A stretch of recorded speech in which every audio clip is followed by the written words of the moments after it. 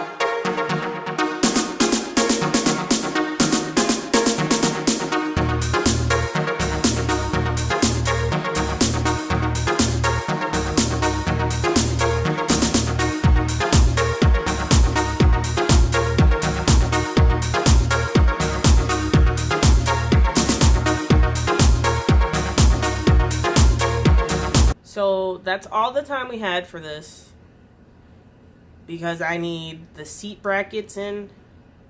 We need to still do the dashboard, wire everything, speakers, carpet. That's why this isn't as pretty as I wanted it to be, but we're gonna put carpet over this, so don't worry. I know it looks really bad, but we're gonna put carpet over this, so it's not gonna look, no, it's not gonna look like that. If you want more content like this onto the channel, leave a comment down below. Let me know how we're doing. If you have any suggestions, what should we do next? What do you want to see? Just leave a comment down below. Don't forget to subscribe and hit that like button and hit the little notification bell. Why not? Alright guys, I'll see you guys in the next video, and as always, stay tuned.